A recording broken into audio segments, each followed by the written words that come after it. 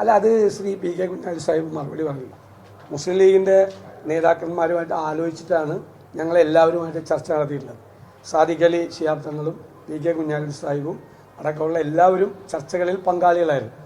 മുസ്ലിം സംഘടനകൾ പരസ്പരം പങ്കാളികളായിരുന്നു. ഞങ്ങൾ ഇതിൻ്റെ അകത്ത് ശ്രമിച്ചത് ഇതൊരു മതപരമായ പ്രശ്നമാക്കി സംഘർഷമാക്കി മാറ്റാതിരിക്കാൻ വേണ്ടിയിട്ടാണ്. സംഘപരിവാറിൻ്റെ ശ്രമവും അതിന് കൊടപിടിച്ചു കൊടുക്കുന്ന സർക്കാരിൻ്റെ ശ്രമം ഇതൊരു മതപരമായ പ്രശ്നമാക്കി മാറ്റി കേരളത്തിൽ ക്രൈസ്തവ ജനവിഭാഗവും ഇസ്ലാം ജനവിഭാഗവും തമ്മിലുള്ള സംഘർഷത്തിലേക്ക് അത് പോകാനുള്ള സാധ്യതകളുണ്ടായിരുന്നു. ആ സാധ്യതകളാണ് ഇല്ലാതാക്കാൻ വേണ്ടി ഞങ്ങൾ ശ്രമിച്ചത്.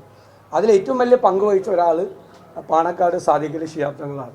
അദ്ദേഹം കുഞ്ഞാലിക്കുട്ടി സാഹിബ് കൂടി എറണാകുളത്ത് വന്ന് നേരിട്ട് ബിഷപ്പ്മാരെ കാണുകയും അതുപോലെ തന്നെ വത്തിക്കാനിൽ പോയി മാർപ്പാപ്പയുമായി അദ്ദേഹം സന്ദർശനം നടത്തുകയും ചെയ്തു. അപ്പോൾ ഇത് എല്ലാവരും ഒരേപോലെ പറയുന്ന കാര്യം എന്താ, അവിടെയുള്ള ആളുകൾക്ക് സംരക്ഷണം കൊടുക്കണം, അല്ലേ?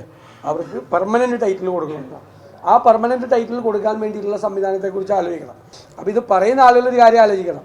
ഒരു വശത്ത് ഇതെല്ലാം പരിഹാരം ഉണ്ടാക്കുന്നതിന് വേണ്ടിയിട്ടാണ് വഖഫ് ബില്ല് കൊണ്ടുവരുന്നതെന്നാണ് പറയുന്നത്. കോൺഗ്രസും ഇന്ത്യ മുന്നണിയും വഖഫ് ബില്ലിനെ അതിശക്തിയായി എതിർക്കുകയാണ് പല കാരണങ്ങൾ കൊണ്ട്. ആ വഖഫ് ബില്ലിന് നമ്മൾ പിന്തുണ കൊടുക്കുന്നില്ല. അപ്പോൾ സംഘപരിവാർ പറഞ്ഞു വരുന്നത് ഇത് ശരിയാകണമെങ്കിൽ വഖഫ് ബില്ല് പാസ്സാകണമെന്നാണ്. അതിലേക്ക് ആരും പോകരുതെന്നാണ് എനിക്ക് എൻ്റെ അഭ്യർത്ഥന. ഇതിൻ്റെ അകത്തേക്ക് ഞങ്ങൾ തർക്കങ്ങൾ ഉണ്ടാക്കാനോ ബഹളങ്ങൾ ഉണ്ടാക്കാനോ ഇല്ല. നിയമപരമായ കാര്യങ്ങൾ ഞാൻ മതപണ്ഡിതനല്ല, പക്ഷേ നമ്മൾ നിയമപരമായ കാര്യങ്ങൾ പരിശോധിച്ച് ഈ പ്രശ്നത്തിനൊരു ശാശ്വത പരിഹാരമുണ്ടാക്കി കേരളത്തിലൊരു ഭിന്നിപ്പുണ്ടാക്കാതിരിക്കാൻ വേണ്ടിയിട്ടാണ് നമ്മൾ ശ്രമിച്ചത്.